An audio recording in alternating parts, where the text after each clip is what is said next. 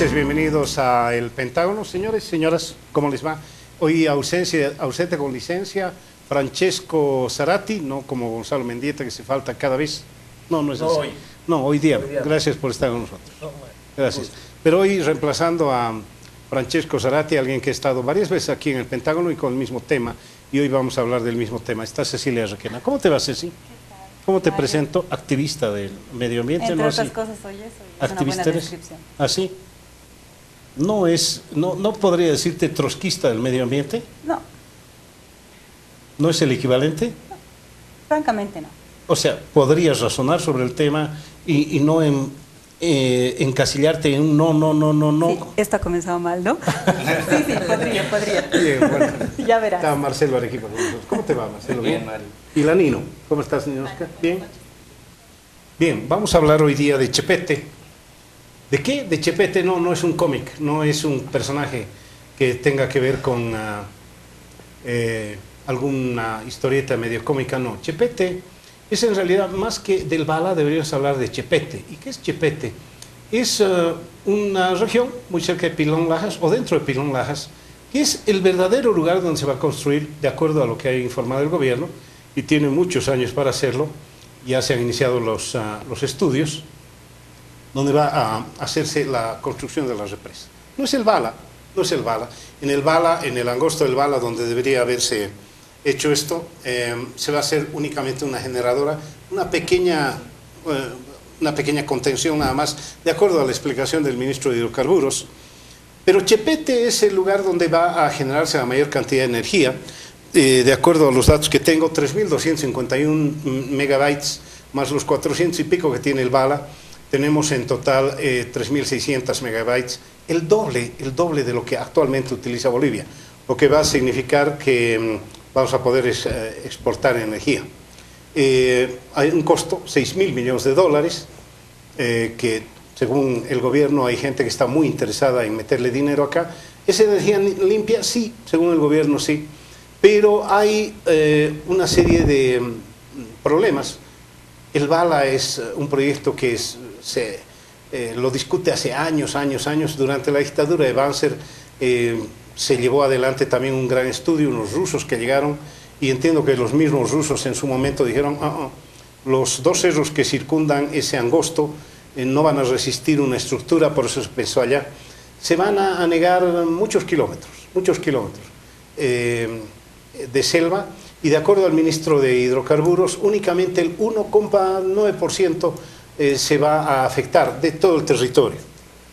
Parece un precio en Miami, ¿no? 1,99, una de esas cosas así, para no decir 2%. Pero 2% es poco, mucho, nada.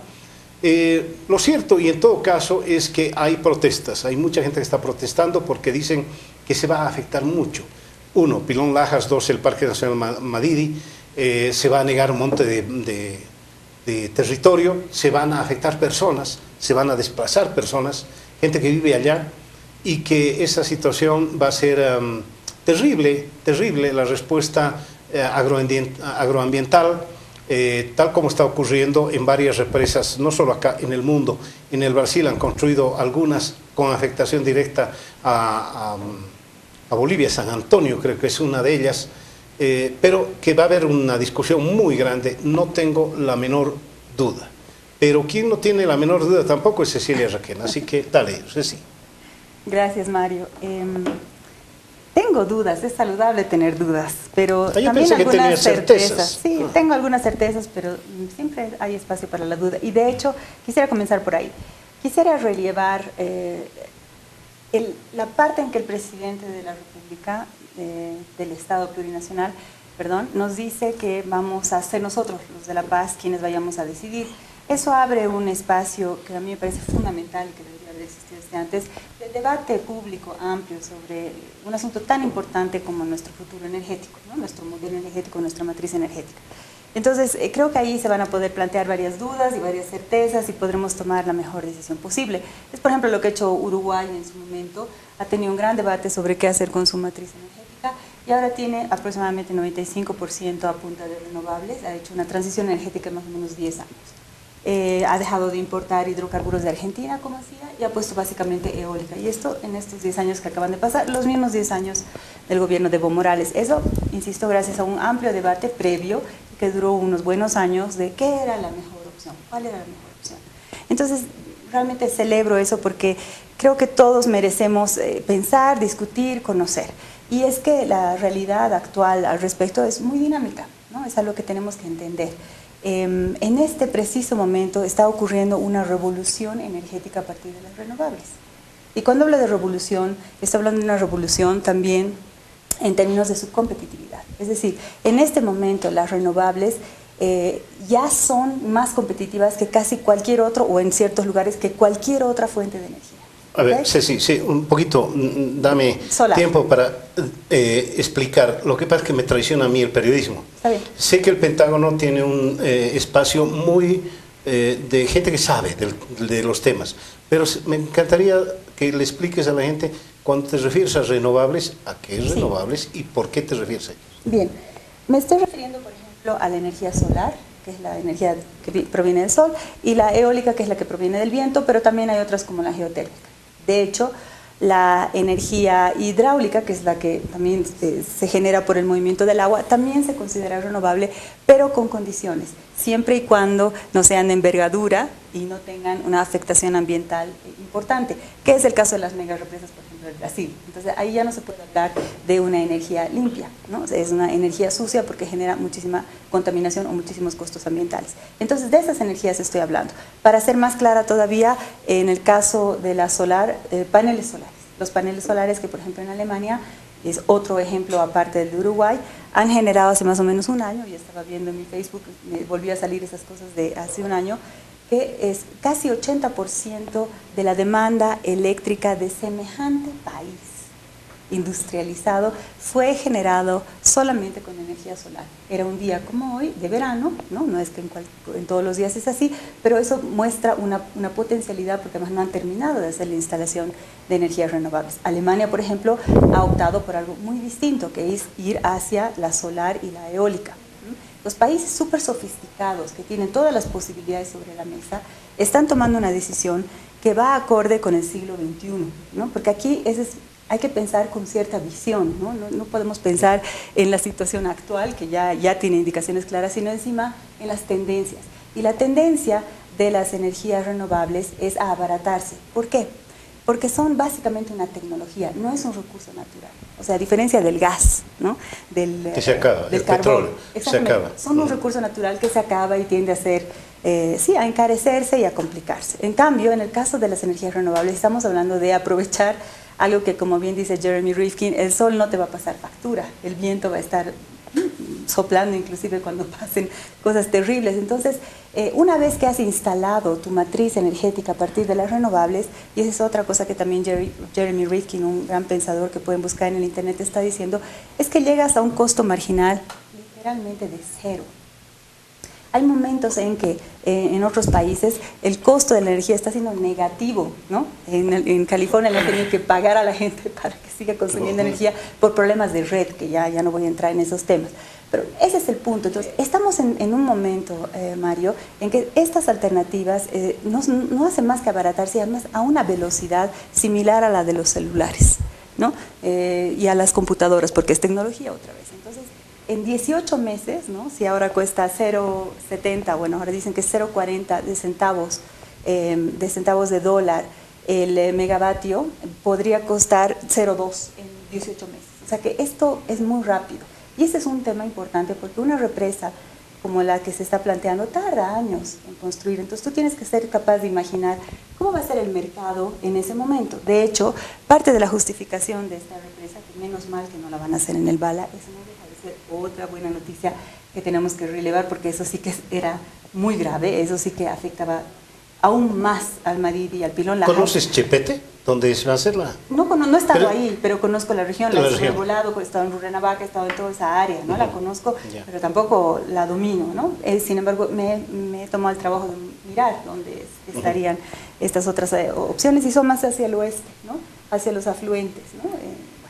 Entonces, ya me perdí en qué estaba. No, está bien. Hablaste de la cantidad de años que se necesita. El 2023 ha calculado el gobierno. Entonces, no sabe si Ese es mi punto, la energía de repente va a ser regalada en esa época. Eso es lo que estoy tratando de decir, exactamente eso. Entonces estamos haciendo una apuesta de 6.000 millones de dólares. Creo que es históricamente y por lejos el proyecto de inversión pública más grande de este país.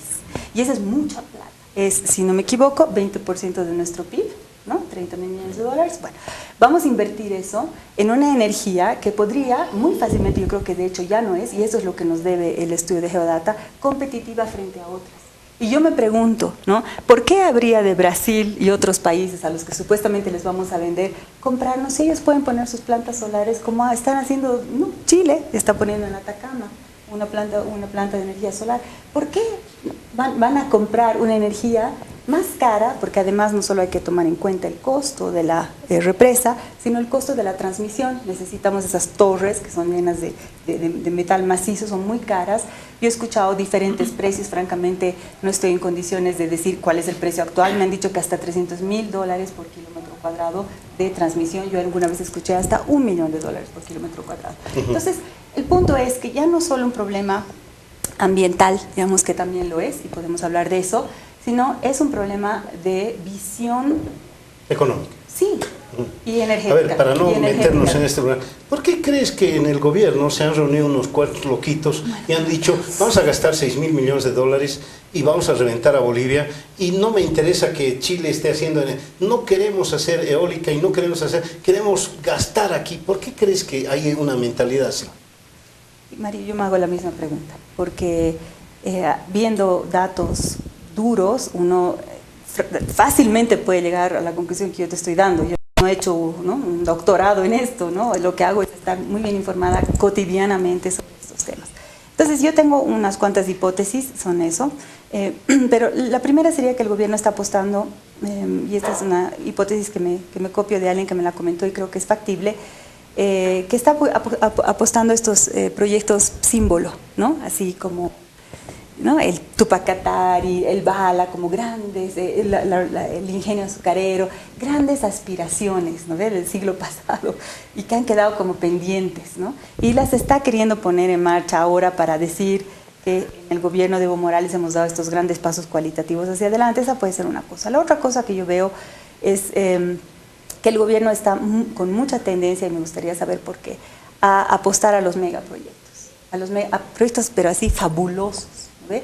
Que yo creo que son como muy simples, en el sentido que es un solo proyecto en el cual gastas un montón de plata, y por lo visto tienen una sensación de que los vamos a premiar por gastar mucha plata, ¿no? ¡Wow, qué capos! ¿Cuántos del proyecto? O sea, cada vez, ¿no?, te venden los proyectos sobre la base de su costo, y mientras más cuesta, se entiende que mejor el proyecto, que es más importante el proyecto por su costo. Este es el discurso que hemos tenido con, por ejemplo, la planta de Uria, ¿no?, con la central nuclear, etcétera. Entonces creo que hay eso también. Y finalmente, una última hipótesis es que todo esto responde, no son excluyentes mis hipótesis, todo esto responde a una cierta perspectiva del desarrollo. Es una perspectiva del siglo XX, ¿no? Una cierta visión de desarrollo que además es una cierta visión de lo democrático. Porque es una visión del Estado como el logro filantrópico, ¿no?, de un Estado así, ¿no?, benefactor, que busca tener ingresos a partir de ciertos elementos que en general son recursos naturales. Ahora están pasando a una fase de industrialización que sería, digamos, una fase de valor agregado que sería la electricidad, pero básicamente eso, o sea, un ingreso muy fuerte para el Estado, y están en esta mentalidad de desarrollista, vamos a decirlo así, extractivista, desarrollista, que en mi opinión, y puedo argumentar por qué, y con esto acabo para no hacer un monólogo, es ya insostenible en el siglo XXI. O sea, esa es una visión que correspondía al siglo XX. El siglo XXI tiene sus, sus propios desafíos, y uno de ellos, entre ellos están las crisis climáticas. Una de esas crisis es el cambio climático.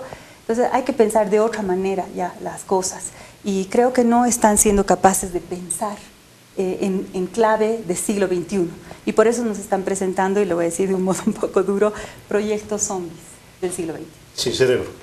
Bueno, es lindo como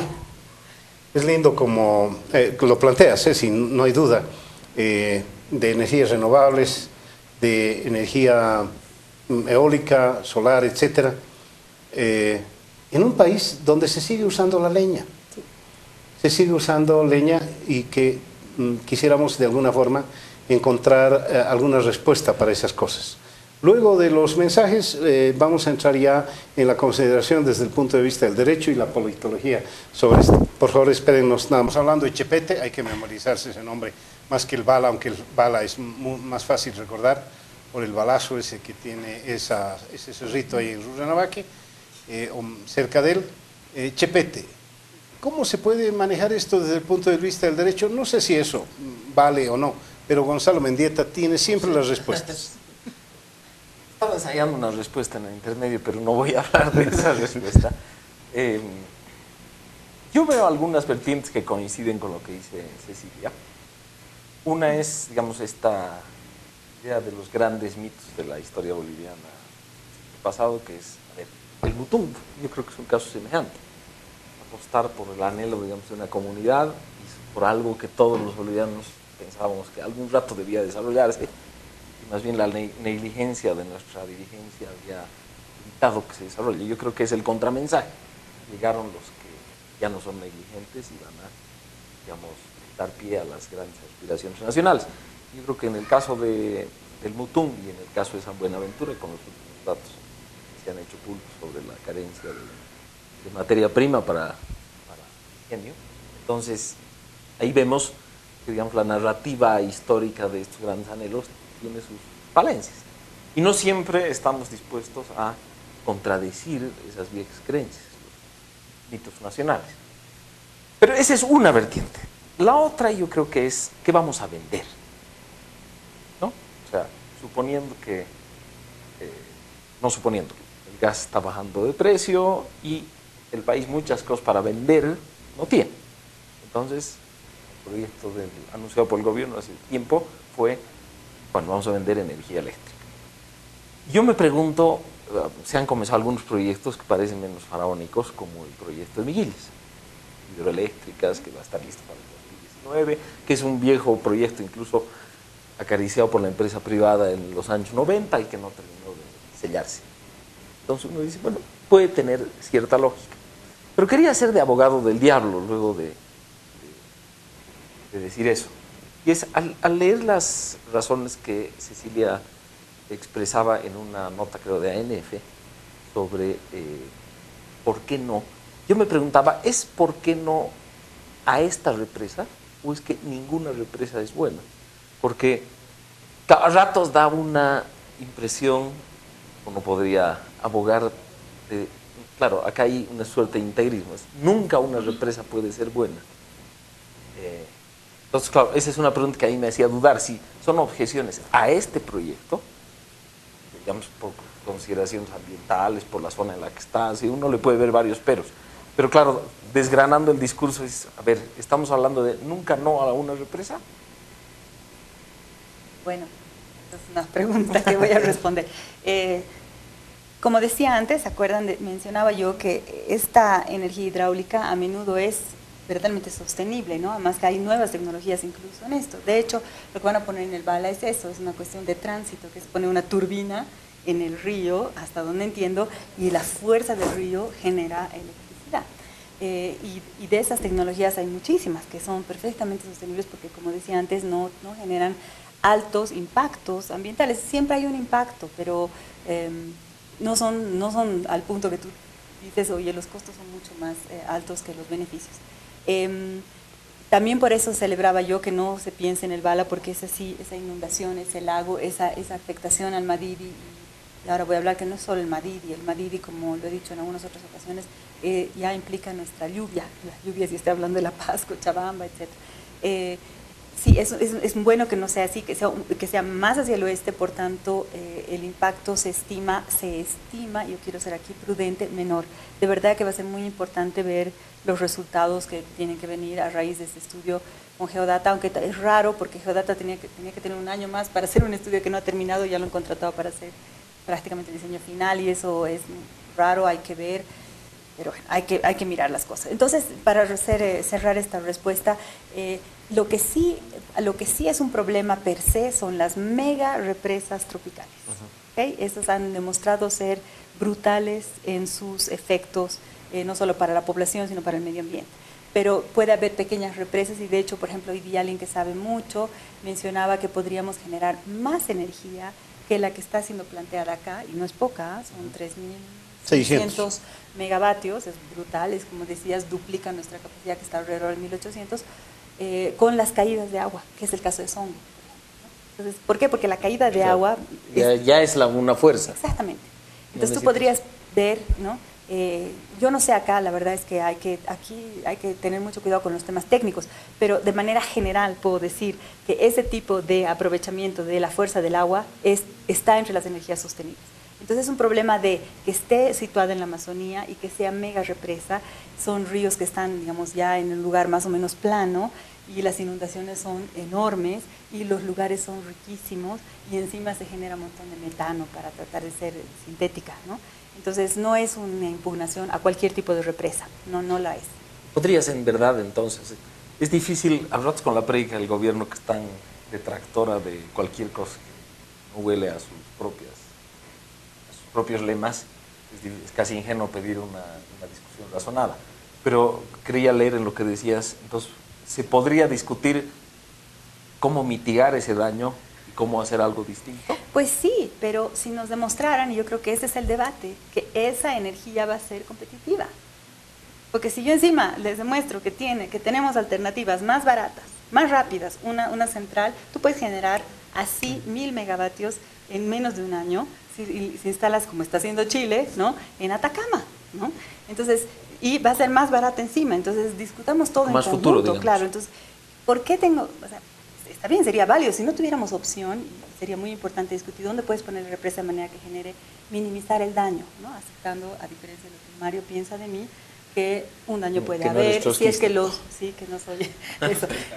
Pero en este caso yo realmente emplazo al gobierno a demostrarnos, ¿no?, que esta es una mejor opción que las renovables que no hacen más que bajar de precio y no van a hacer más que bajar más otras opciones, sino nuestros mercados potenciales de exportación. Y a diferencia de lo que piensas de mí, querida Ceci, créeme que yo me estoy haciendo la pregunta en torno a qué nos hace pensar a los bolivianos que vamos a poder vender la electricidad cuando los otros países que nos rodean, el Brasil, la Argentina, el Perú, Paraguay también y Chile sobre todo, está buscando su forma de hacer su propia energía y no tener por qué comprarle nada a nadie. ¿Viste que pienso también como tú a ratos? Es una buena noticia, Mario. No, en serio.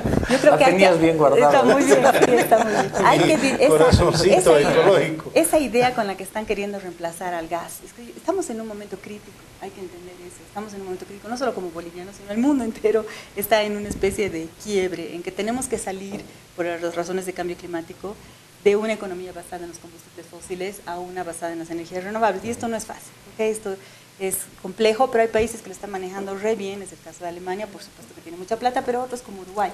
Pero nuestra idea de ser centro de distribución de electricidad, yo realmente la veo, no sé. Está como discurso bonito. Sí.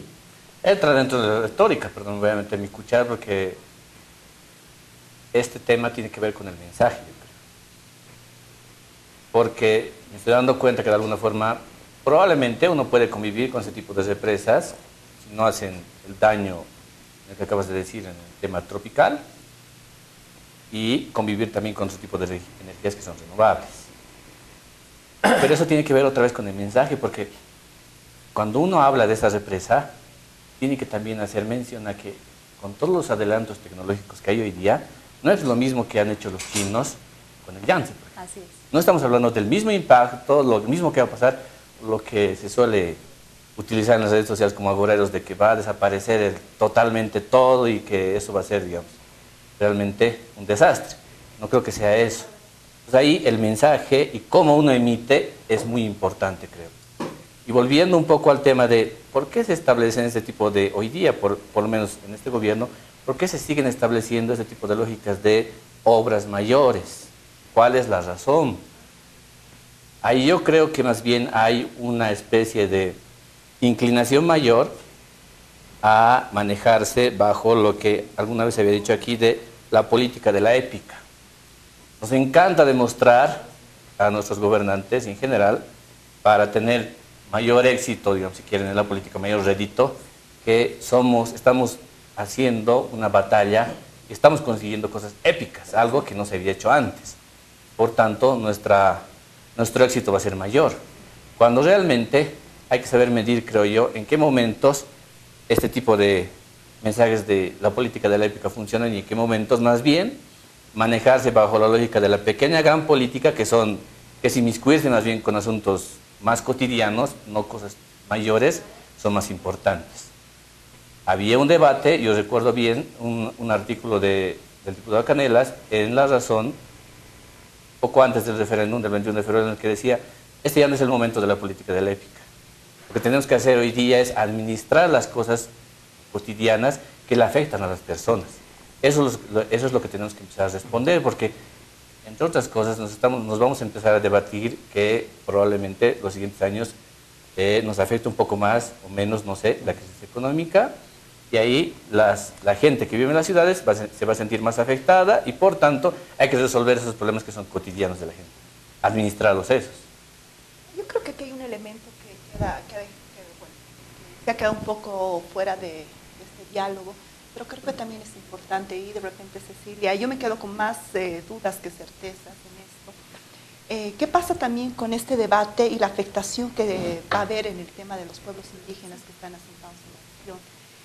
Creo que es bien importante esto. Si bien entiendo, la Constitución no debería prever un mecanismo de algún tipo de participación directa, no estoy seguro, porque no sé si esta parte es una parte que ingresa al Madide como un parque nacional protegido, no sé si esa es la figura, si es área protegida o no. Sin embargo, va a haber una afectación directa. ¿Cómo entrarían ellos en el debate? Lo que pasa también es en qué medida buscamos este justo medio de entender progreso sin afectación, sin costo o impacto medioambiental, porque también tenemos que avanzar de cierta forma.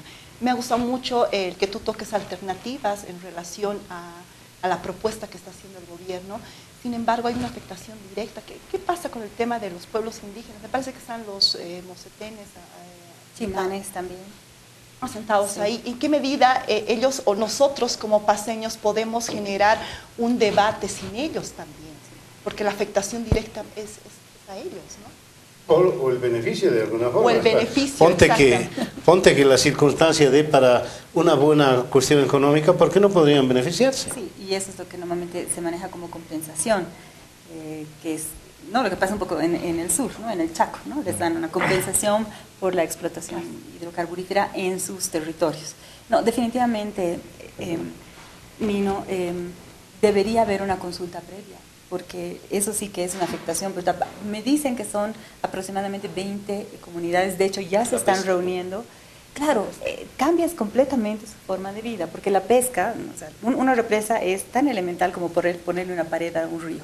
Entonces, es algo que fluía ¿no? mucho antes de que los seres humanos seamos seres humanos, ¿no? Que Homo sapiens esté caminando por acá, ese río existía. Entonces le pones una pared y rompes un flujo normal de especies, por ejemplo en este caso peces, tú estabas mencionando la pesca. Entonces eso ha quedado claro con las otras represas que se han hecho, que la pesca se ve fuertemente afectada y a menudo muchas poblaciones indígenas que viven de eso, no tanto para comerciar como para alimentarse.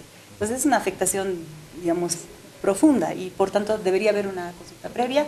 El presidente, yo lo mencionaba antes, ha mencionado una consulta al Departamento de La Paz. Yo sinceramente creo que debería entrar el del Beni también porque está afectando al Pilón Lajas, ahí está la frontera.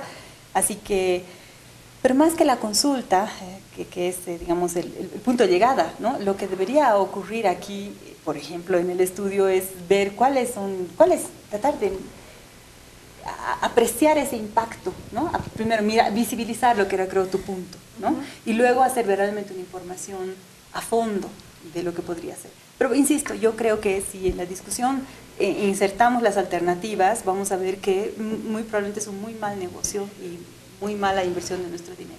Cuando uno piensa en las cantidades, 6.000 millones de dólares, yo digo, ¿estos proyectos son nietos de Carachimampa o bisnietos? Porque, digamos, creo que se juega con algo que está muy profundamente metido en nuestra psiquis nacional, que es una relativa baja autoestima que necesita ser compensada con grandes obras.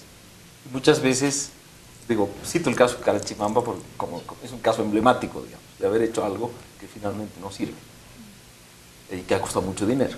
En su momento, Para no hablar- 250 millones de Para dólares. no hablar de otras cosas. Creo que, digamos, ahí hay una cosa, las cantidades yo no sé si guardan proporción con el tipo de obra que se quiere emprender, pero cuando yo leo esas cifras, llego a pensar que no sé si estamos discutiendo el proyecto o estamos discutiendo nuestra autoestima y nuestra capacidad de ejecutar grandes cosas. El tema es Ese que es- también ahí entra el mercado. Por ejemplo, yo estoy recordando ahorita, Cecilia hablaba de Alemania y los paneles solares. Alemania tiene ahorita en la Unión Europea una disputa impresionantemente complicada con China, porque China ha sido o está siendo hoy día el que vende la mayor cantidad de paneles solares en el mundo. Y los pone en su país. Exacto. Y además se los venden los mismos alemanes. Y ellos están reclamando el hecho de por qué pertenecemos a la Unión Europea y no nos protegen.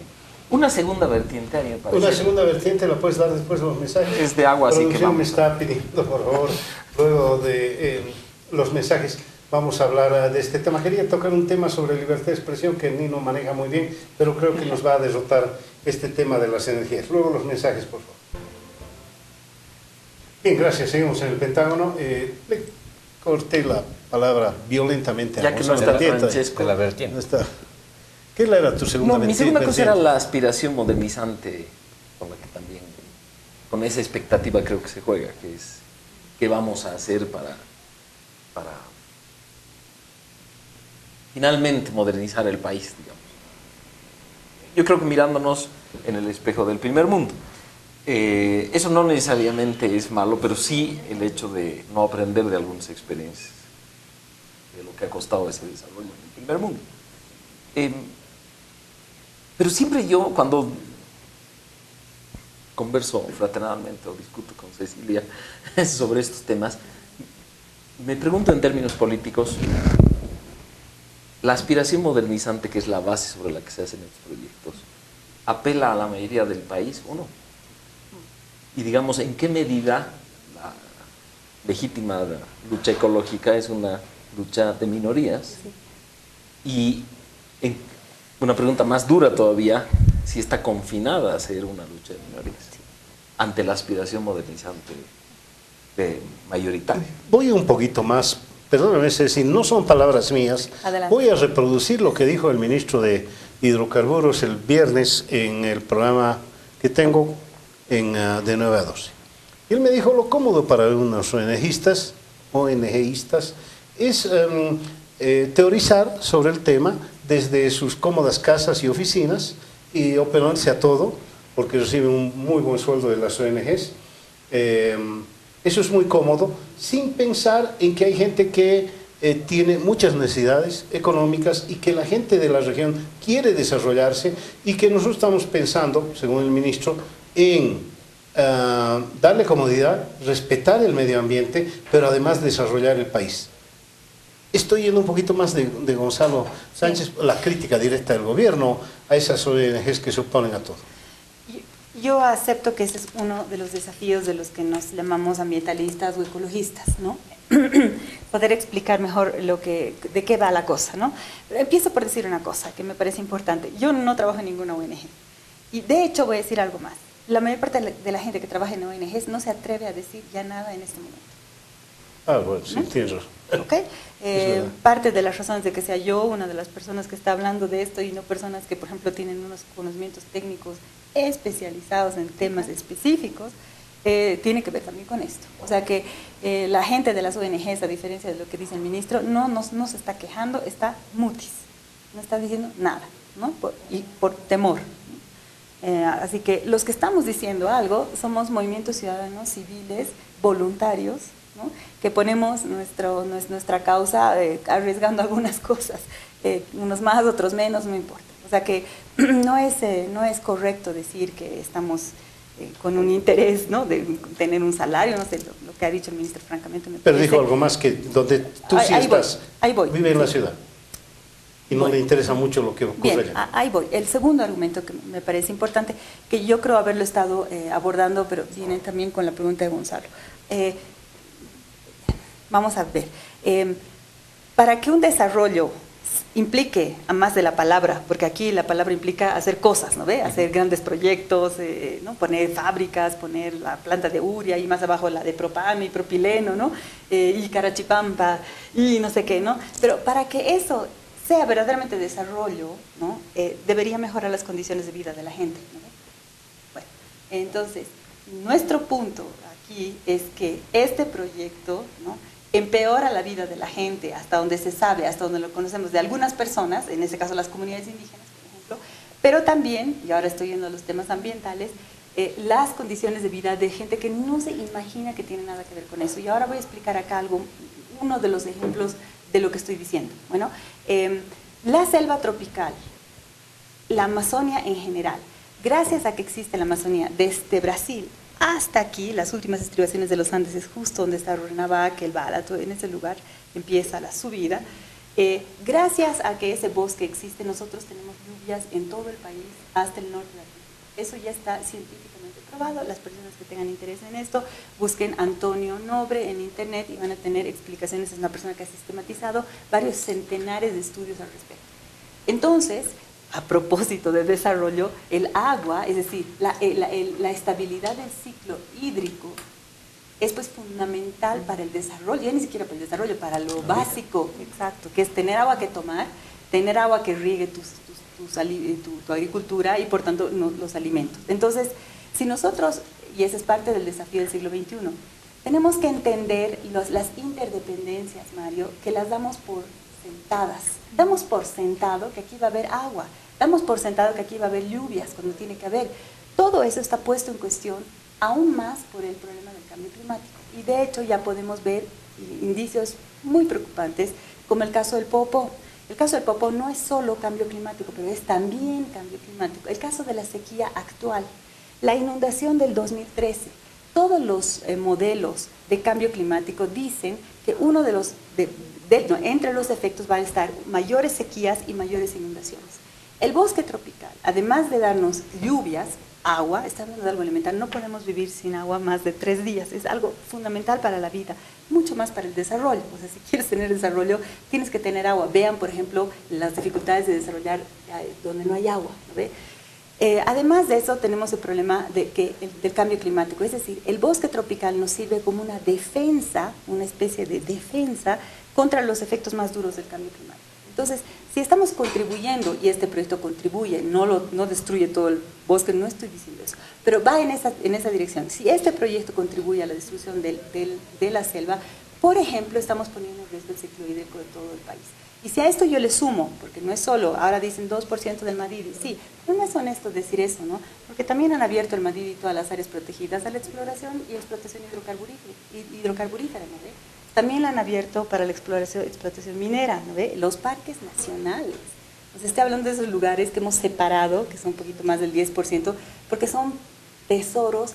Y otra vez hablando de desarrollo para el futuro. Por ejemplo, uno de los ámbitos de desarrollo del futuro va a ser la biotecnología. Pues ahí está la biodiversidad, o sea, es como la materia prima si quieres desarrollar.